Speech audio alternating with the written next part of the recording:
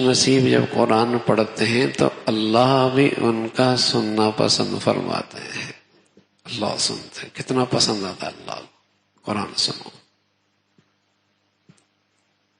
اللہ کا کلام ہے. یہ حقیقت میں اللہ سے کلام ہے، اللہ سے باتیں ہیں. اللہ سے باتیں، پتہ نہیں کس کس سے باتیں کرتا ہے یہ آج کا مسلمان. لیکن اگر آج اس کے پاس فرصت نہیں ہے تو اپنے محبوب حقیقی سے بات کرنے کی فرصت نہیں ہے. اس محسن سے، اس کریم سے، اس داتا سے، اس مہربان سے، اس سے بات کرنے کے لیے اس کے پاس وقت نہیں ہے. تو اللہ کا کلام، اللہ سے کلام کا مقام ہے. اللہ سے باتیں ہیں مزے لے لے کر، اللہ کی عظمت کے ساتھ، اللہ کی محبت کے ساتھ، ادب کے ساتھ، احترام کے ساتھ. قرآن کی تلاوت اللہ سے کلام کی طرح ہے.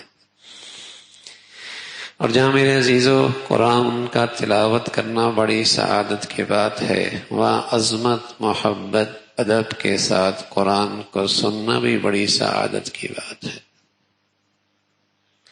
جہاں قرآن کی تلاوت بڑی عظمت کی چیز ہے، بڑی سعادت کی چیز ہے، وہاں قرآن کو عظمت کے ساتھ، ادب کے ساتھ، احترام کے ساتھ سننا بھی بڑی سعادت کی بات ہے.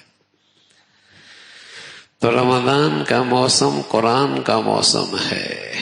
قرآن اور رمضان ساتھ ساتھ چلتے ہیں.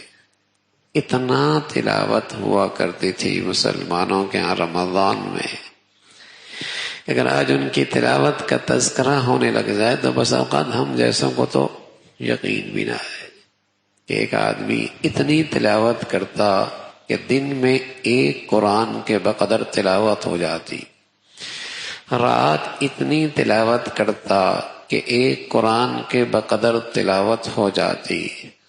تو روزانہ 2 قرآن، 30 دنوں میں 60 قرآن ایک تراویحوں میں پڑھتا، 61 قرآن ایک رمضان میں پڑھ لیا کرتا تھا.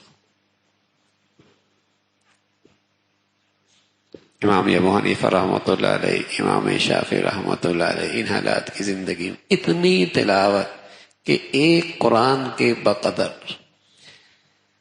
مثلا ایک آدمی نے ایک تلاوت رات کو قرآن تراویح میں پڑھنا ہے تو اس کو اتنی بار پڑھتا کہ ایک قرآن کے بقدر تلاوت ہو جاتی.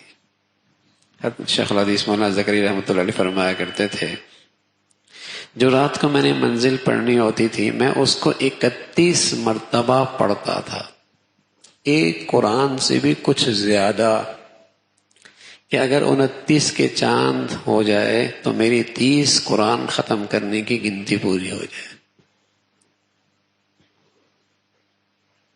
اتنی کثرت سے قرآن کی تلاوت.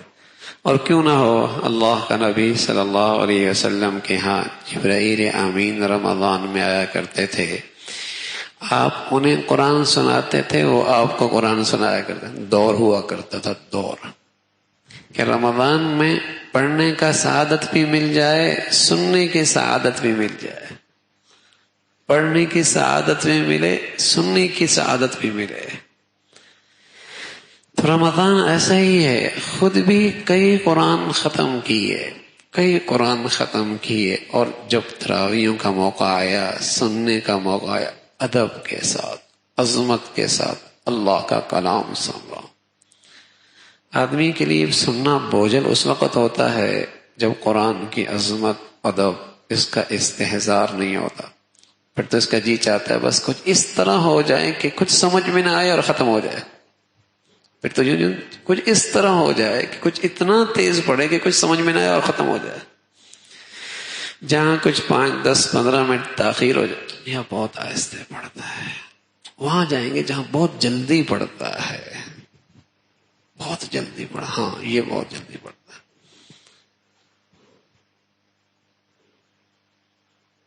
تو جب آدمی عظمت، ادب سے خالی ہو جاتا ہے تو پھر اس کے لیے تو سننا ہی مشکل ہوتا ہے. اللہ کا نبی صلی اللہ علیہ وسلم کے بارے میں آتا ہے، یتورمت قدما، پاؤں پہ ورم آ جایا کرتے تھے، اتنا طویل قیام کرتے تھے پاؤں پہ ورم آ جاتے تھے. بتاؤ کتنا لمبا قیام ہوتا ہوگا، پاؤں پہ ورم ایسے ہی تو نہیں آتا.